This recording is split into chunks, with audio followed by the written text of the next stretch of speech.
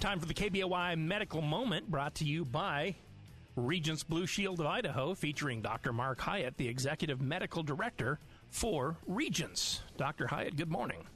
Good morning, Chris and Paul J.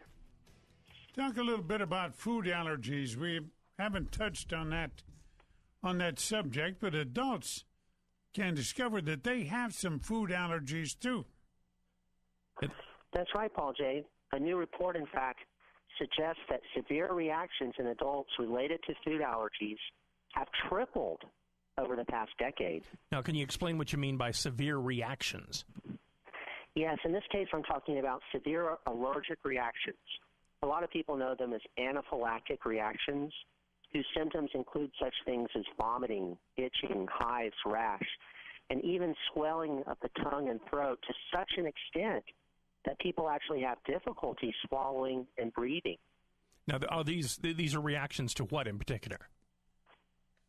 Well, adults are discovering that they have these new food allergies, and most commonly to peanuts, secondly to tree nuts, and third to shellfish.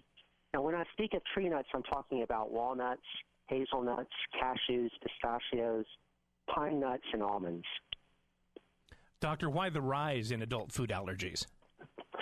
Chris, we don't know, but we speculate that it could be that we've been eating too much processed food. It could be that we've altered the gut bacteria that we have inside us due to the combination of our clean environment and our Western diet. Some people speculate that it could be due to a rise in vitamin D deficiency. We're just not really sure. Let's talk about piercings and tattoos. I knew of a young girl who got her belly button pierced, and that thing became infected. It was horrid. Yeah, the American Academy of Pediatrics recently released guidelines about piercings and tattoos. Can you tell us about those? Yes, a lot of adolescents and adults are increasingly getting these tattoos or these piercings, and these guidelines released by the Academy of Pediatrics really are timely, and they try to encourage an open dialogue between parents and teenagers. What kind of dangers? Well, dangers aren't too common, but they can occur. And these complications of tattoos and piercings include infection, which some of the time can even be severe.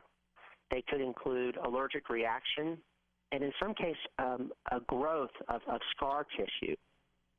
What would be your advice for young adults who wish to get tattooed or pierced?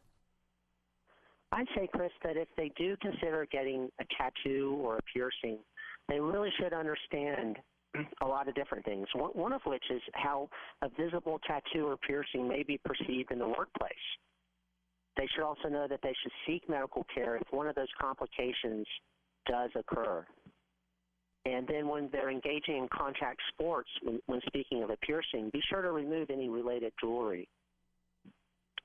Doctor, we saw that you participated in a healthcare solutions summit this past week, and one of the topics was the opioid crisis. What did you learn? Well, one takeaway was just how widespread this opioid epidemic is. And a lot of people don't know what opioids are, but they're very common. They include, of course, the illicit drug, heroin, but they also include legal prescription pain relievers such as oxycodone, hydrocodone, and codeine. How many Americans are affected by this? Well, it could be that more than 2 million Americans have become dependent or have abused these prescription pain pills or street drugs. Is there any solution?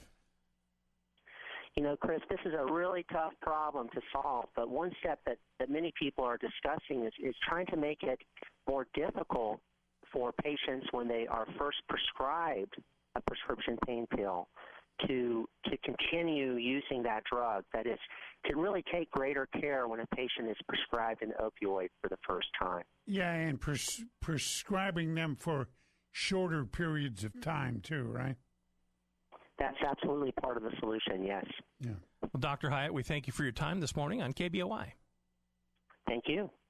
It's the KBOI Medical Moment, brought to you by Regence Blue Shield of Idaho, featuring Dr. Mark Hiatt, the Executive Medical Director for Regence.